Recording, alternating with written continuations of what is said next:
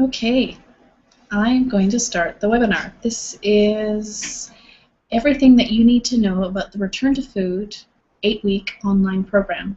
Actually, it's a 7-week program with a 1-week bonus.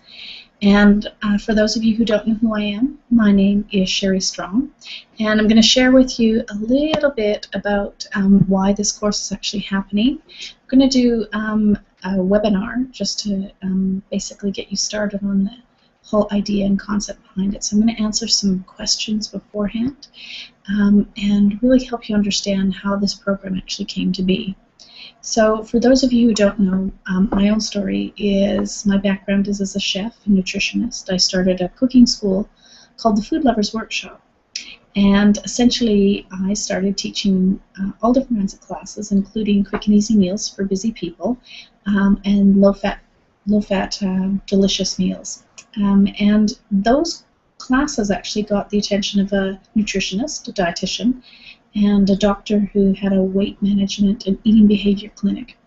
And essentially, what actually came out of that was I started to get an interest in not just food that tasted good, but food that made your body feel good while you were eating it, after you ate it, and the next morning when you woke up. So it's really quite an interesting and long journey that I've had. That was in 1993 that I started my cooking school. And ever since then, I've really started the process of discovering how to develop a healthy relationship with food, your body, and the planet. And it's been an evolution of all these things that have kind of actually happened. So the Return to Food course, different to most programs, really has a philosophical approach to food, because for my own kind of health journey and weight loss journey, I previously was twice my size, as many of you know. It was a matter of taking things from a prescriptive level, which really the weight loss process and the health processes happened up here. And when I moved into more of an intuitive approach, so further down in my body, and started to really relate to food in a much more natural way by listening to my body, I had even more success. And later on when I started to work with clients, again I noticed that when it came from here and it was prescriptive and it was just information, that I had a certain level of success. And when I moved into more the intuitive approach, that clients had even more success. And when I got them into the kitchen, I had even more success with them. They were actually showing results faster and more long term. And then when I moved to a more philosophical approach, so really teaching people through concepts and stories, things like that, again, even more success they actually had with getting things on board and making these lifestyle long-term sustainable changes. So that was really important. So tonight I'm going to actually cover a few things that relate to that. I'm going to talk about the philosophies. I'm going to talk about different things like critical mistakes that a lot of diet gurus are actually making that don't enable long-term change for people. I'm going to talk a little bit about what's actually going on in the food system and how that's impacting us and how it's actually impacting our relationship with our food, body, environment, and if we're practitioners with our clients. I'm going to talk a little bit about a true food revolution, why this is actually important, and how, if you're interested, you can actually be part of it in the role of a leader, an advocate, or a coach. And the benefits of actually doing this. I'm going to talk a bit about why the Return to Food revolution is suitable no matter where you actually come from in the food space. So whether you're omnivore, herbivore, carnivore, paleo, vegan, raw food vegan, that the philosophical approach to food is not about dogma, it's about concepts and philosophies based on the healthiest cultures on the planet, of which there are many different variations and examples of this. So we'll talk a little bit about that. We're going to talk about who it's suited for, who it's not suited for, and also we're going to cover some of the concepts, just basically go into some of the concepts that are actually covered in the Return to Food online program and why this might be useful for you, whether you are just wanting to develop that healthy relationship with food or you're a practitioner who actually wants to help their clients get it faster and have more sustainable long-term change. And that's really what the program is geared and designed to do. So some of the concepts I'm going to share are the philosophies I teach called Nature's Principle, the Lethal Recipe, Consumption Concept, Replace Principle, Pick Your Poisons, and the concept of hypernourishment.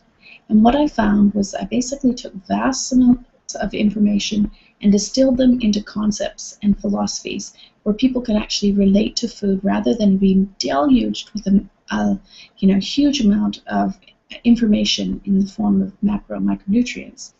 They were actually getting concepts and philosophies that just were much more intuitive, much more natural to actually implement and understand, and then start to, the bells would start to go off.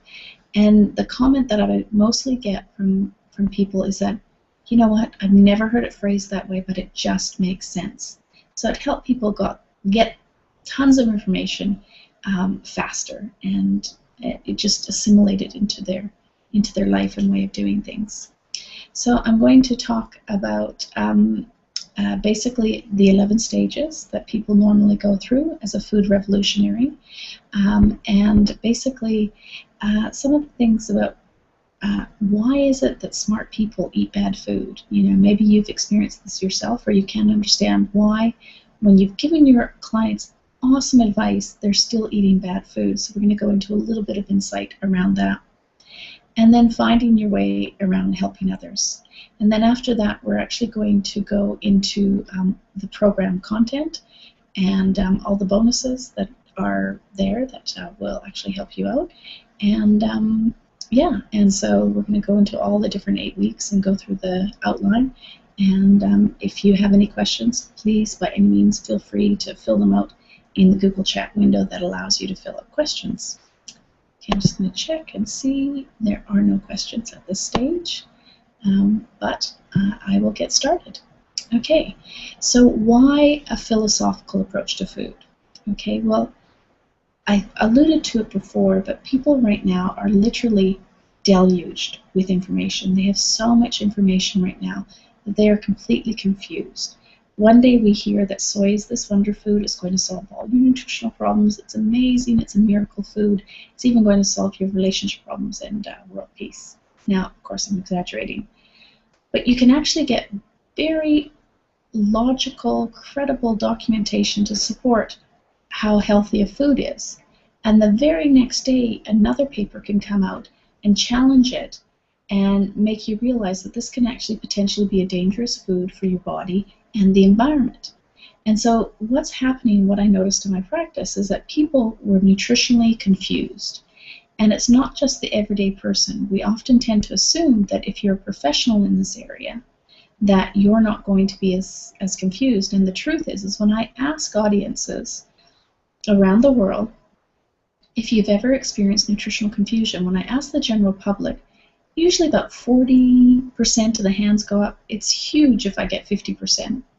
When I ask recent graduates of nutrition and nutritional professionals, over 90% of the hands go up. And the reason is that lots of information does not necessarily lead to clarity. And in fact, what I found is that if you want to justify any way you want to eat, including eating sugar, chocolate, coffee, and wheat and dairy, you're going to find credible science out there, or something that appears to be really credible science, that will validate any way you want to eat. But it doesn't necessarily mean that it is the truth. And I certainly learned this in my journey through studying nutrition and being the Victorian Chair of Nutrition Australia. Also speaking at dietitians conferences and studying at Deakin University in Melbourne, I realized that a great deal of the nutrition world is actually controlled by the food industry.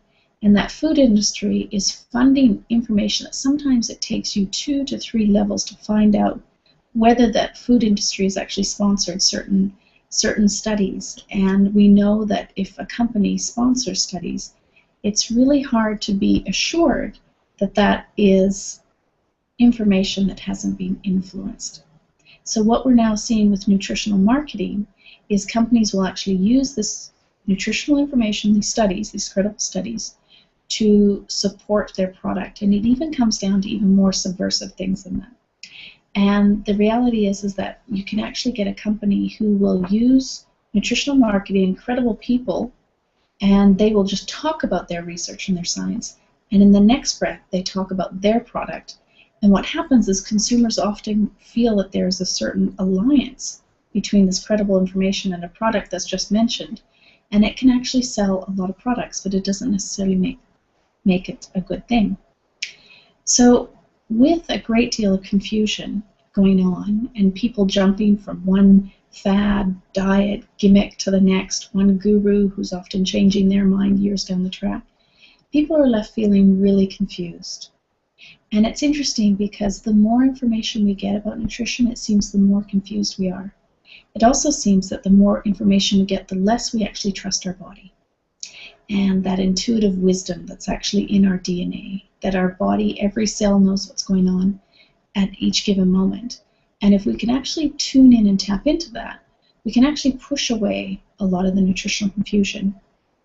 The philosophical approach and conceptual approach to nutrition is really based on observing how do the healthiest cultures, the longest living cultures live, and what are the common denominators to how they actually relate to food, their body, and the environment. And what you'll see is that no matter what the culture is, no matter where they are on the planet, traditional cultures that had to source their food in nature had some common denominators that we really can gather some insight to actually make and develop a healthier relationship with food. So my personal story of actually being disordered with food is that I actually started out in what I call the culinary equivalent of a nutritional black hole. So gastronomic black hole. Seriously bad food. And in fact, everything came from a packet, including what I started out life on, which was baby formula. And in the 60s, in case you don't know, it contained what I refer to, and I'll discuss later, as the lethal recipe. Now, the lethal recipe sounds very dramatic, and you might think that I'm being dramatic for sensationalist purposes. But the truth is that every country, every culture that adopts this lethal recipe, we see an escalation in their lifestyle diseases and their death rates. So it sounds really dramatic, but it's really important to understand that this baby formula that I started out life on, as many millions of children now have over the planet, contained refined sugars, oils, salts, grains, and chemicals, including MSG, which we now know is a known neurotoxin. And in fact, it's illegal to have it in baby formula now. But for a long time, it was actually used. And I grew up on a steady diet of these things. And as a result, I, for much of my childhood, was malnourished in many ways, which, a lot of children we see are experiencing symptoms of malnourishment that we tend to think is pretty normal now. So dental cavities and caries, this is a result of malnutrition. Constant colds and sickness is a result of toxicity within the body. Sinus infections, ear infections, all these things are actually not normal. But what's happening is that they're so common now, we've actually normalized them. And what we need to do is start to understand what truly a healthy body is and how we can actually reverse the signs of sickness. So for me, I had no relationship to understanding how food was, what was good for me and wasn't. I trusted what I was told in television. I trusted what I was told in schools or what was handed down to me through folklore that wasn't necessarily based on true, legitimate science and nature. And so as a result, I was eating all kinds of food that I thought was healthy that I was actually having allergic reactions to. And what I realized much later on in life is that many of those foods were highly addictive. And when I didn't have them, I was really, really grumpy. And I was experiencing symptoms of withdrawal and anxiety around it. So I was highly dependent on those foods for much of my life, and so much so that I started to use those foods almost like a drug to make me feel better when I had certain emotional, mental, feelings that I was uncomfortable with, that I didn't know how to compute. So it culminated in me actually working up to a point where I was actually twice my size. And at that point, the irony is that I was actually the Victorian Chair of Nutrition Australia. And I was involved, and I was feeling like kind of like a hypocrite because I was overweight and unhealthy and representing an organization that was really about nutritional health, even though I did not have it completely figured out. So it kind of sent me on a journey to understand this, to really figure it out. I was confused, and I was in a position of leadership within an organization, and I thought to myself, my goodness, if I'm confused, how does the average person who doesn't have the resources and the time to actually think about this, how do they actually manage and get by? I also started to realize how manipulative the system is and how hard it is for people to truly understand what a healthy, natural relationship with food is. And so I embarked on this journey of my own independent study because I realized that the answers that I was looking for didn't actually lie in an institution or an organization, that I needed to start to look at those cultures and people who had success. So I wasn't just looking at traditional cultures. I was looking at people around me in my culture and in my environment who actually just had a very healthy, loving relationship with food in their body. And I noticed a correlation that what was good for the body is good for the planet, and what was good for the planet is good for the body. And so the philosophies I teach really work into it. And the idea behind this is that once you actually get them, it just kind of sets your mind and your body at ease, and you relax into the philosophies and understand. And it makes shopping at a supermarket or a farmer's market or a Whole Foods market much more sensible and less stressful. It makes sense.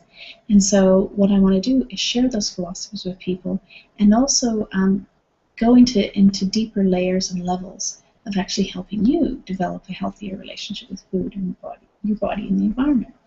Okay, so what are the things that you most struggle with your relationship with food, your journey of food? Okay, as a practitioner, if you're actually wanting to help people, what are the things that are actually most frustrating for you? Please, if you have a moment right now just to think about it, do. And if you can, write it down in the question and answer section of this Hangout. That would be great. Okay. What I found is that a lot of people are flipping from guru to guru. And there are some amazing people in the health space who are doing amazing work.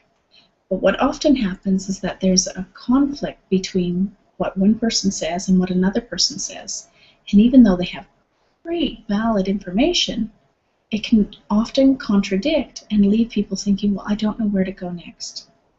And so one of the things that gurus often make the mistake of is and not always is it intentional, but often they like to, or they end up fostering dependence on them, right? So making people believe that they're the only solution, right, to what ails you. And unless you become independent and actually become the source of your own solutions by learning how to think for yourself, you're always going to be dependent on going from one guru to the next, or one new fad to the next, being told what to think instead of how to think for yourself. And I think that's a critical mistake that a lot of kind of gurus in this space tend to fall into the trap of. So another mistake that gurus can do is they kind of keep it all to a superficial level, that it's really just about weight, it's just about exercise and diet. And the truth is that how we eat is deeply personal, and our mental state, our emotional state, our spiritual state all impact the physical and the food choices we make. So often if you're just dealing with eat this, don't eat this, and exercise this much, you're just reaching people on a superficial level where you don't actually get the long-term change. And we definitely want to address those things in our work, and that's what one of the things I'm really passionate about with the Return to Food program is getting people on an operating system where they're actually dealing on a deeper level. And the hypernourishment concept really deals with this, and I'm going to talk a bit about that later.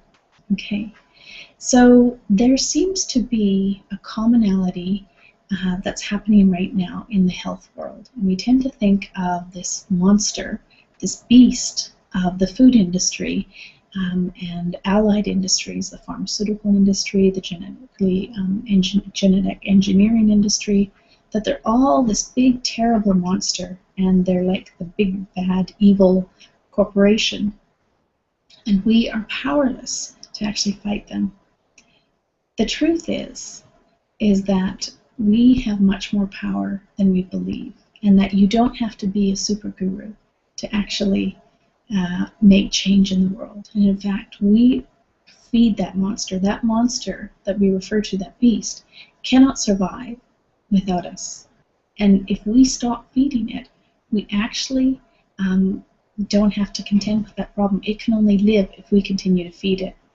So I just want to talk about the last critical mistake that a lot of people make who are actually wanting to be in leadership positions in the food revolution. Often people think that they have to be perfect before they get started. And the truth is that you don't have to be perfect to get started. You just need to start. Now, I remember when I was first learning a lot about this, I saw a story about Gandhi, and this woman had come to him because her son had diabetes, and she was actually fearful for his life. And Gandhi, this woman had traveled quite a long time, like it took her a day or two to actually get to him. She lived in a rural area. And she came to Gandhi to actually get some advice. And she said, Gandhi, my son has diabetes and he's eating sugar, and I'm really fearful for his life. And Gandhi said to the woman, come back in a week and I'll give you the answer. And the woman came back, and Gandhi, she said the same thing to him. She traveled all this way, and he asked her to come back in another week. And she was really frustrated. She twice now traveled this long distance to get this answer from Gandhi, and he had deferred her again. So a week later she comes, and now I'm not sure about the time space. It could have been a month or so or whatever, but she comes back after the third week, and she says, Gandhi, you know, my son has diabetes, he's eating sugar, I'm afraid for his health, and I'm really frustrated because I've traveled all this way 3 times, and you don't have an answer for me. And so he says to her, stop eating sugar. Get your son to stop eating sugar. And she's like, Gandhi, I've traveled all this way to hear you just tell me to tell my son to stop eating sugar. Why couldn't you have told me that on my first visit? And he responded and said, because I was still eating sugar. And I think there's something really beautiful about this story, in that he was wanting to be congruent with the advice that he was giving. But the truth is, it's a romantic version of coaching. And absolutely, you want to be as congruent as you possibly can. But just because you're not perfect, just because you still might be consuming sugar, doesn't mean you can't still help lead, coach, and advocate other people to stop eating sugar and show them a way. And in fact, there's an expression used that says, we teach what we most need to learn. And so often by actually being engaged in this space, we heal the stories, we heal our relationship with food by actively working with others to heal it. So please don't wait until you're perfect to do this work. The world actually needs you right now. Okay, so I'm going to talk next a bit about why a true food revolution is actually led by you and not another guru or celebrity. The very act of being a guru or celebrity basically means that you're less attainable. So the higher your celebrity status goes up, the more people who are actually following you or in demand, or the bigger the tribe there is, there's less of you to go around. And what I've discovered is that for true change to actually happen, we need to get people one-on-one, in person, in the kitchen, hands-on, helping them do the shopping or learning that process of learning to shop for themselves, learning to cook for themselves, and learning to deeply understand the concepts of relating to their food, their body, and the environment in a natural way. And that's not necessarily going to happen just through a YouTube video. That we actually need to physically be there and participate with people. So it's really important that we have lots of people who are actually leading this movement. It can't just be one person. And that a true food revolution means that we need people in all different kinds of positions. So not everyone wants to be a leader standing up on stage. but we do need plenty of people standing up on stage talking about these concepts and philosophies. Not everyone wants to do coaching, but a lot of people do want to actually truly be there on one-on-one and helping people make transformations that are quite dramatic. They actually want to be in that conversation with them. And then there are other people who just get excited about it. They become advocates, and they just want to tell people about it. The idea behind the Return to Food revolution is that we find a way to help people in all those categories. So if you want to lead, there's a program within Return to Food where you can actually be a leader. If you want to coach people, that we actually have the means and the tools to teach you to actually coach people to have transformations in how they eat. And if you simply just want to be a passionate advocate and getting the word out, there's actually a way for you to be rewarded for something that comes very naturally to you. Because we all work in different ways, and we need people working in different ways to truly transform the way we eat with food, how we actually eat with food. It's really important. Okay. So whether you are an omnivore, herbivore, carnivore, vegetarian, vegan, raw foodist, or you're into the paleo thing, nature actually has a place for you.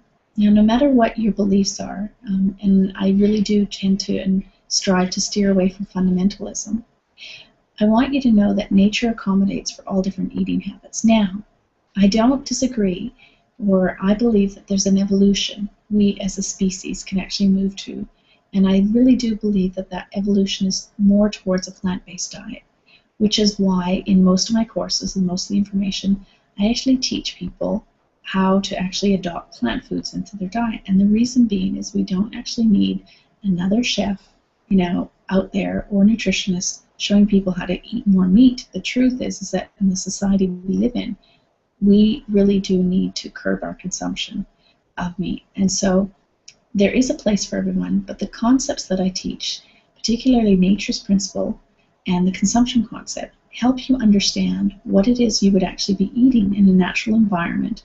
And that is the best way to actually understand how much and what it is we're meant to be eating, along with intuitively understanding and starting to learn to listen to your own inner voice. And we definitely go into that in the program. Okay. So who is actually suited to join the Return to Food revolution? Well, there are two types of people. There is someone who just simply wants to understand on a deeper level their relationship with food, why they are the way they are, why they behave a certain way, how they can actually become healthier in a much more natural, intuitive, very self-loving way. It's definitely not the boot camp style. So if you're interested in the boot camp style, the Return to Food revolution probably isn't for you. Okay. There's also people who have actually come to the point where they know that diets don't work, but they don't know what next to do, and they don't want to get on board for another gimmick or a fad, but they're looking for something that actually truly works on a deeper level where they'll have long-term sustainable change. And this is the Return to Food approach, is very much along this line. Okay. And it's very practical in the approach. Okay, so the other group of people are people who are practitioners or professionals in this area, or they might be, say, a personal trainer, but they're in the holistic space, and they're wanting to add another string to their bow so that they can actually command higher fees and help people transform faster and have better transformations on a deeper level. So practitioners. So if you're interested in basically adding another string to your bow or developing your business on the next level, this is a wonderful way to add a new dimension to what you're doing and how you're actually working with people. If you're wanting to be part of a group, if you have been working on your own and now you want to actually join a community where you can actually help other people and also be helped by understanding other people's stories who are actually doing the same work, or in different areas and different niches, this program will actually start to create a community for people who are like-minded in wanting deeper level long-term transformations for their clients.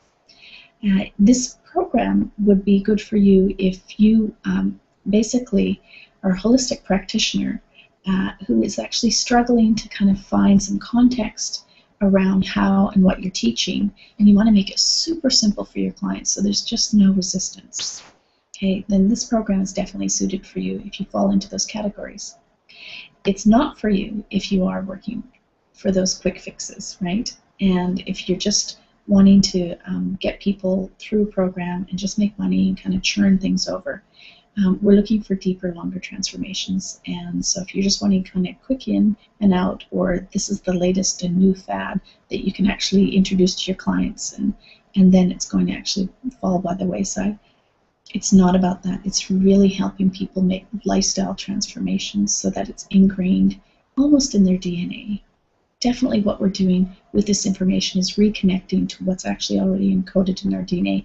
And that's why when people hear it, it rings true and it has this sounding of, oh my God, that just makes sense. It's because it's part of how we're actually programmed, and it's really getting people to relate to food back to how we were actually programmed, rather than in this nutritional marketing speak or way that we foods and fads and diets, gimmicks, way of actually relating to food. So one of the concepts that we're going to cover in the program is hypernourishment. And this is really important because hypernourishment is something that I've been using with my clients for the last few years. And once I started to work in this way, I noticed some significant transformations. And it was because I started to realize that how we ate was really a reflection to how, not just how we were nourished physically, because physically it makes a big impact, but how we were nourished mentally, emotionally, spiritually. Okay, so these other areas really impacted how we eat and the decisions that we make daily. So if you just look on a physical level, a really simple example of this is the study that was done at the Loma Linda University, and 2 graduate students did this study with rats. And they gave rats a choice of water and alcohol. When the rats were nourished, they chose mostly water. When the rats were malnourished, they chose mostly alcohol. And what they found is that if they were nourished, they were fine with water. But if they were malnourished, they really gravitated towards the alcohol.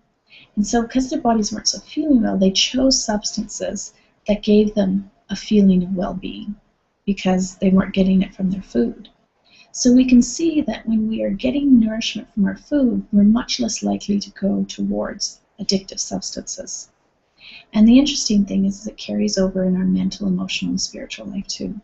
So one of the things we learn to do in the Return to Food program is help people nourish themselves on a mental, emotional, spiritual level. So identify where they have toxicity, where they're malnourished, and start to see where they are getting nourishment. And then you can actually bump that up into hypernourishment. And once you start to do this in all the 4 quadrants of your life, you'll start to notice a big change in what you're doing. Okay, so, and what it does is it really does change our relationship with food. Okay, you'll get that it's not just about the food, and that it comes in so many levels and it impacts every part of your well-being. It truly is a holistic approach. And it really helps you understand why most diets fail. Okay, when I look around and I've seen different gurus that I followed over the years and got involved in different fads and things like that, as I followed these people, I realized that their eating behaviors, their habits, and their belief systems actually changed. I've seen many, many people who have gone into the natural hygiene route where they've completely eliminated meat, only to end up eating it 10 or 15 years later. And I've had that experience with many vegetarian and vegan friends. Now, this is not my way of saying, okay, legitimizing eating meat. It's not about that. It's just that often people change. Gurus change their mind. And they're usually not as vocal saying that I was wrong. Some of them write books on it, but it's usually their initial books that are more radical that tend to get them attention. Now, on the converse, I also want to tell you that I have seen people who have actually stuck to their changes, stuck to their philosophies over the period of life. But what I've noticed about those people is they've lived in a way almost like a monk resists the temptations of the world.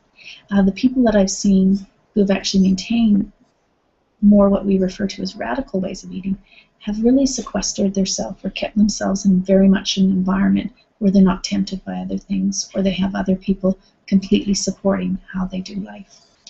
And the truth is that you don't have to do things just one way. You don't have to just stop doing what is actually working for you. And quite conversely, we want to always keep doing the things that are working for us.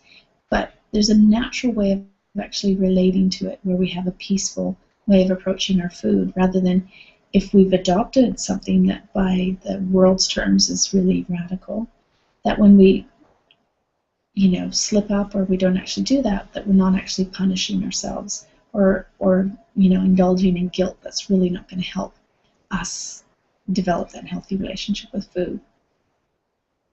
So one of the things that really will help you change the way you look at food is understanding how nature works. Okay, really knowing that everything in our food system is vulnerable to manipulation is another thing that's actually going to help you re-establish a healthy relationship with food. When you understand what's truly going on with the food system, you know how to work with it and work around it.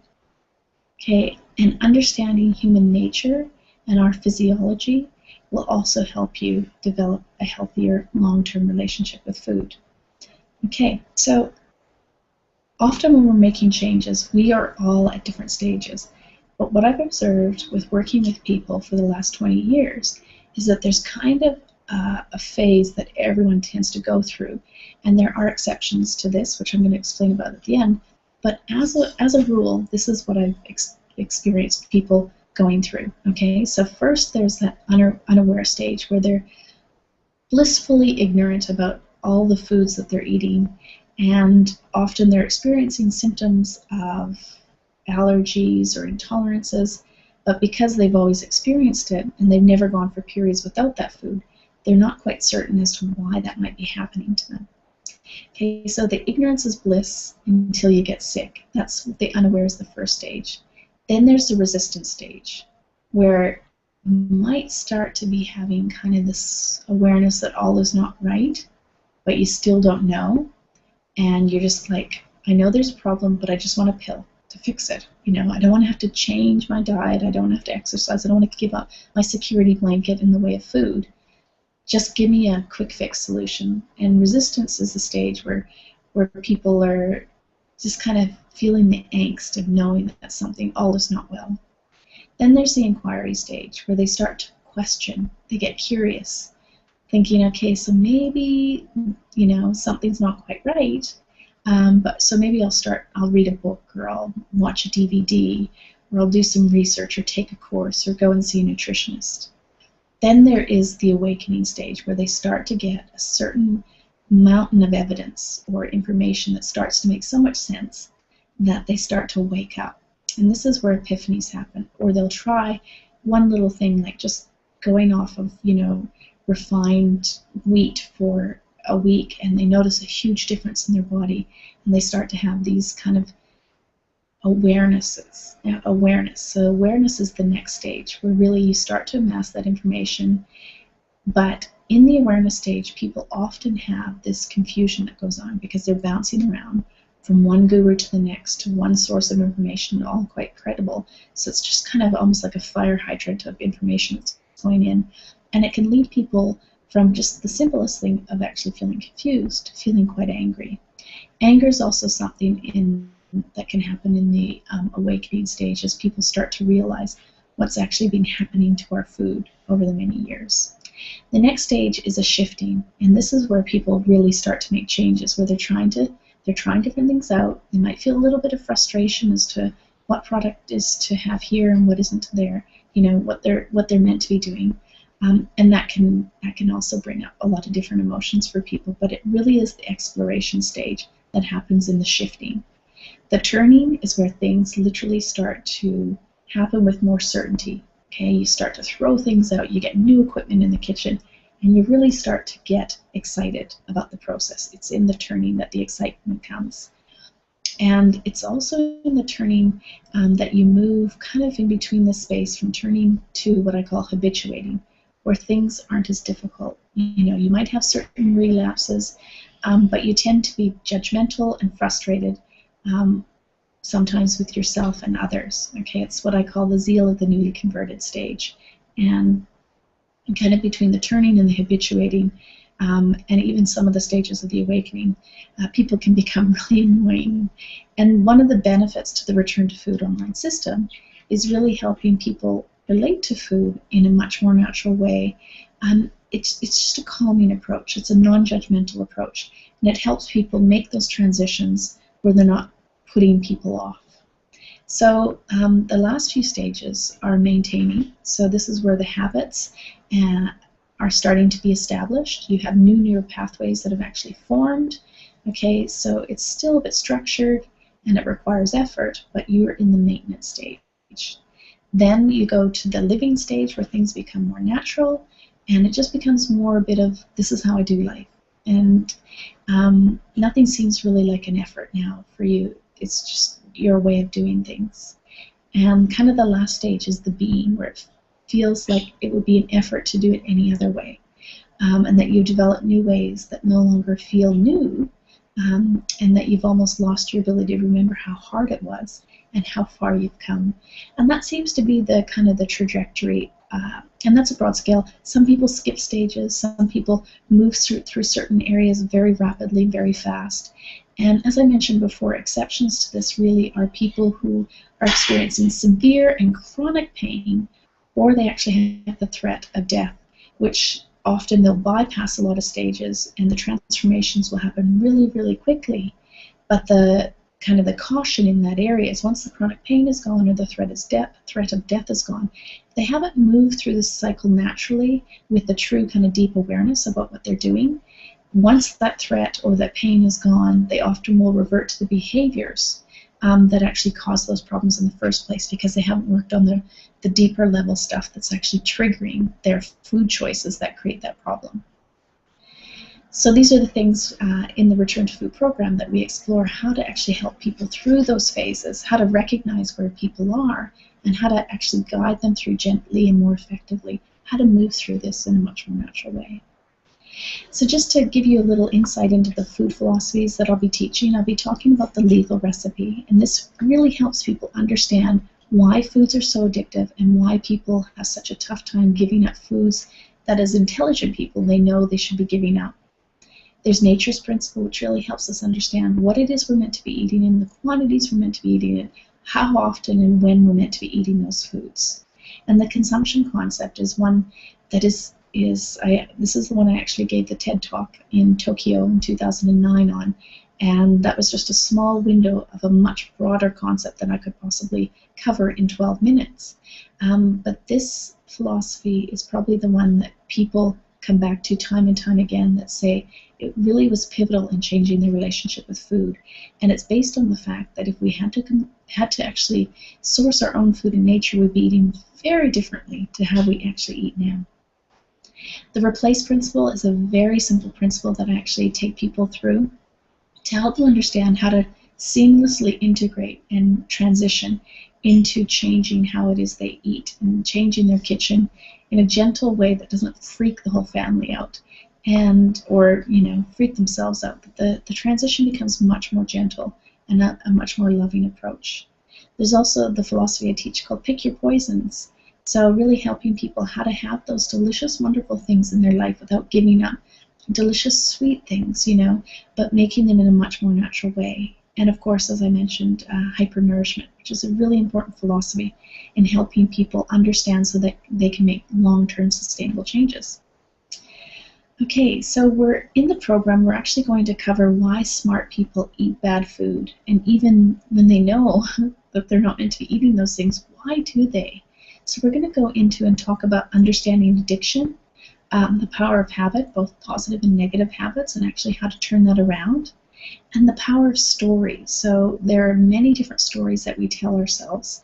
I'm big boned, I can't resist this, I can't stop eating that, I need this food, that actually keep us in the cycle of addiction, or actually eating foods that we have intolerances to or allergic reactions to. So we're going to talk a bit about those in the program and really learn some strategies to help people get around that faster, quicker, better, and sustainably. So This program really is for people who truly want to help themselves and hopefully eventually help other people.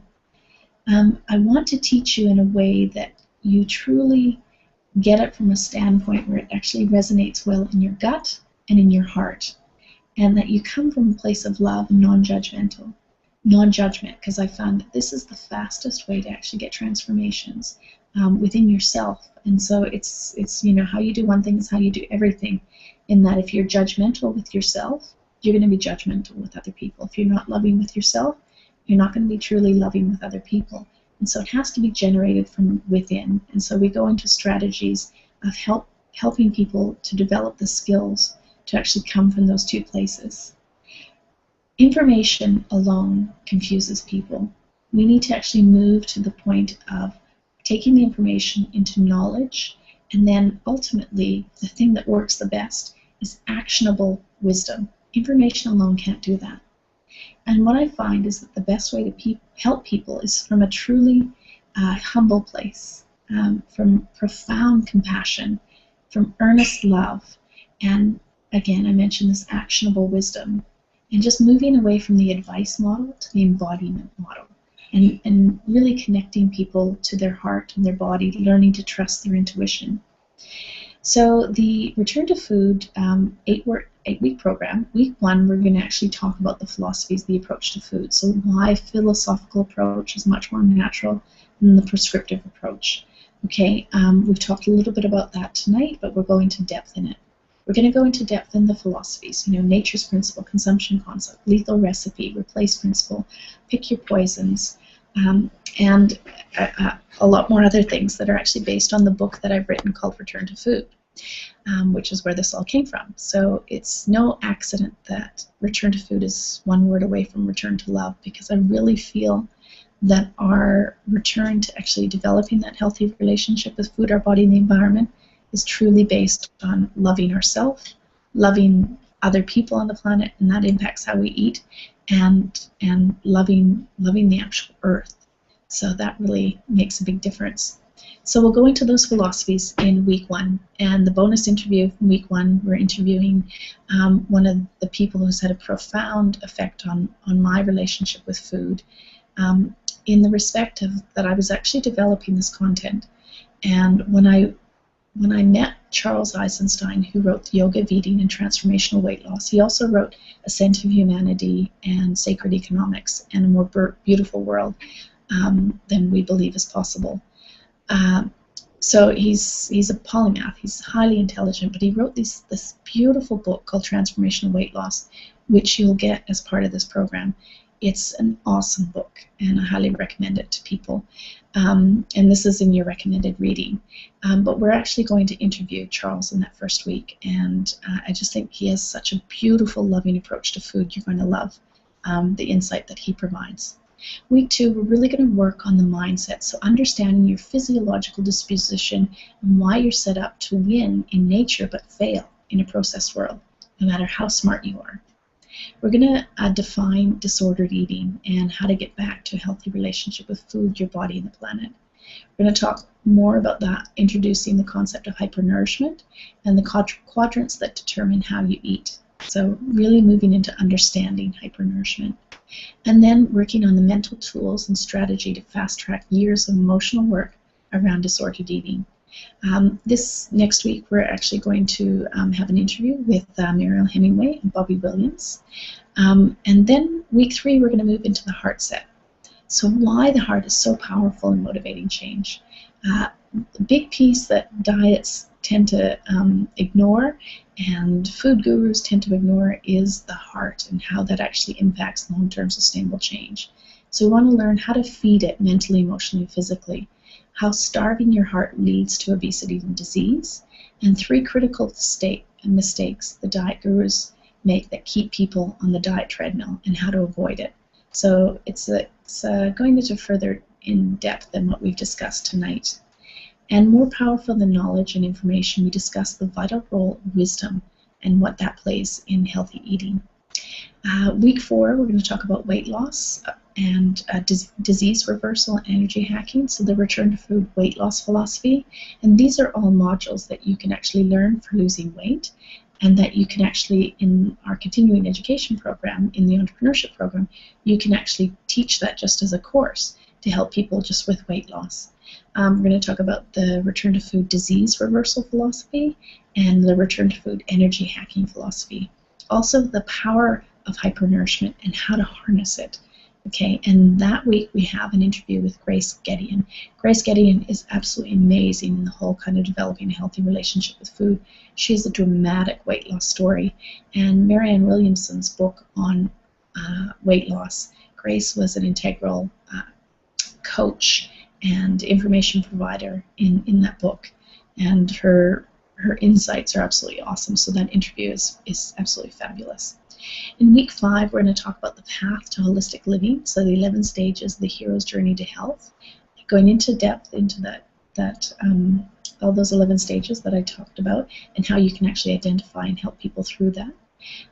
There are exceptions to the process. We're going to get into that, and how you can actually manage people who are making those changes due to reasons of fear of death, because they have a terminal diagnosis or they're in chronic pain, and you can actually be working with them so that when that threat of death and the pain is gone, that they're actually going to continue with the work of actually staying on that journey of health. Okay, and we're going to talk about a toolkit for sustainable and holistic living. So week 6 is all about learning to listen to your body and distinguishing a healthy impulse from an unhealthy impulse. A lot of people make the mistake of thinking because their body's sending a strong message, so sometimes that strong message might be to have something sugary, that in fact it's not actually a healthy message, and that message is either from a bad habit or an emotional reason or physiological addiction. So we help people through that, and decoding cravings, and how to re-engineer your body so that you crave real food, and how to develop a strong body ecology. So developing a heroic system versus one that feeds the monster. And we have a special guest that we're interviewing that week, which will be announced. It's someone who I'm hoping will come on board, and we'll let you know as soon as that happens. I'm just going to check and see. Okay. So just going into week 7. Someone's asking about the Return to Food online program, which I'm talking about now. We're going to talk about establishing your life kitchen, so making the transition a wise and doable investment. So we're going to talk about kitchen audits, how to actually do one for yourself, how to do one for clients, shopping to create a natural kitchen, so making that transition much more easy, cooking holistically, setting up your kitchen, making the transition gracefully, eating while on the go. So I've got a travel kitchen that I'm going to talk about and share information about. And this is the stage where we get into recipes and menus. And this is where I'm also going to open up the vault and give you a tour of my holistic kitchen in my haven on Bowen Island. Yeah, so bonus week 8 is really about becoming a return to food revolutionary, and how everyone plays a part. We really need thousands of people on the ground who are actually making transformations, helping people make transformations. And so bonus week 8 is really about helping you if you want to develop a business in this area, if you want to develop income, or maybe this is part of an income stream for you, we'll get into that there. So, and through that you're going to learn that everyone plays a part, how you can actually starve the monster. You can find out what part can you actually play and how can you actually monetize that.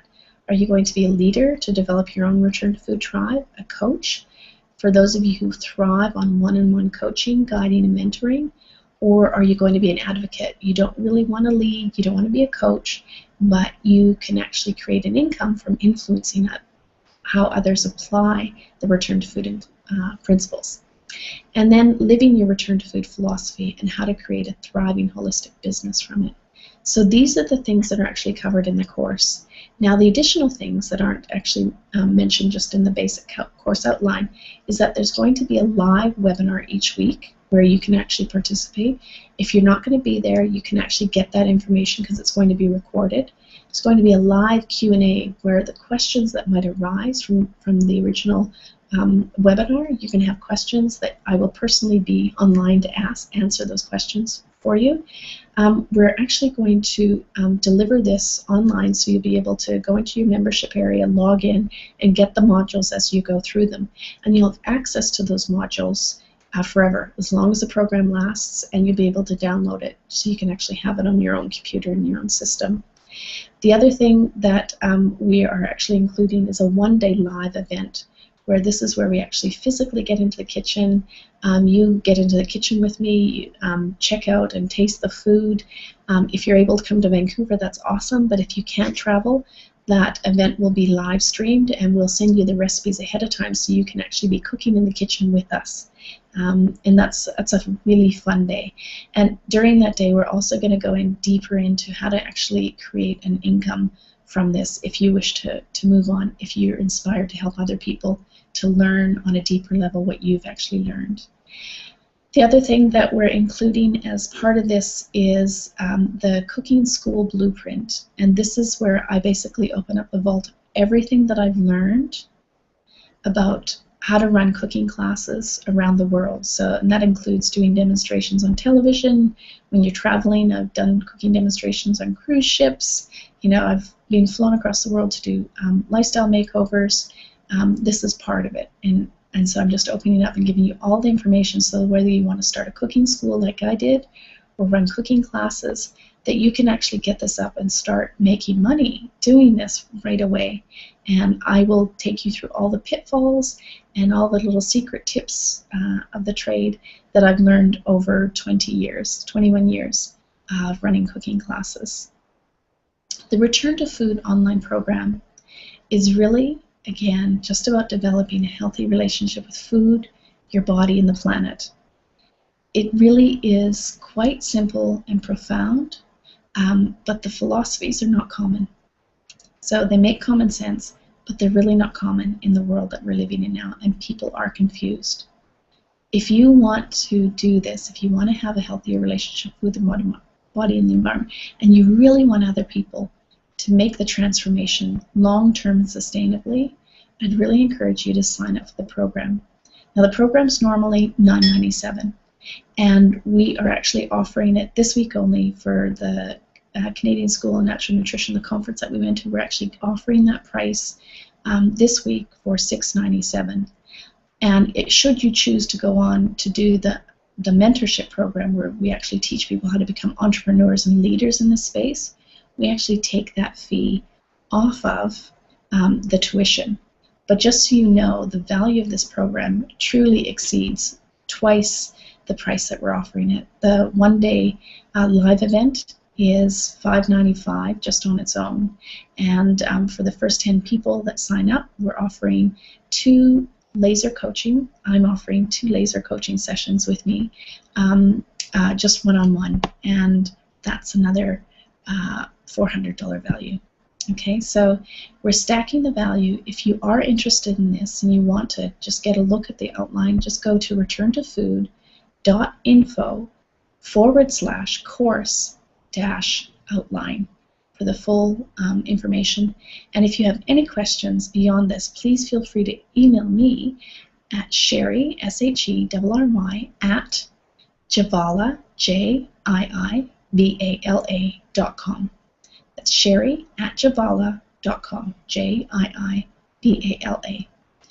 I hope this has given you more information about the Return to Food program and how and why I believe it's going to be truly powerful for you in your life.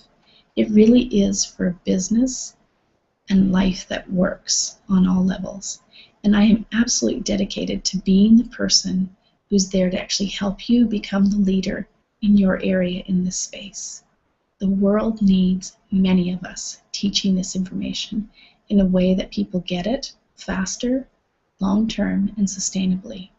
And if you feel intuitively on any level that I can actually help you to be your coach, to move into the space, to ultimately lead to your destiny, I would absolutely love that. So please feel free to ask questions and let me know what you think. And we will keep going with the program. So hope to see you again on future webinars. And if you are truly interested in the program and you'd like to sign up tonight, I would like to offer the deal that I made this weekend, which is the $6.97 for absolutely everything that's involved in the program. We're keeping it small, and I know just the day alone, you'll come away from that day and you will feel that you got absolute value. So we're just trying to stack it in every way, shape, and form to create no resistance, so you must find no barriers to actually doing it if your intuition calls you. So thanks for spending this time with me. I hope it's been informative, and please, by all means, if you have any questions, just email me, Sherry@Jaibala, JIIBALA.com. Have a great night, and I look forward to hearing from you. Take care.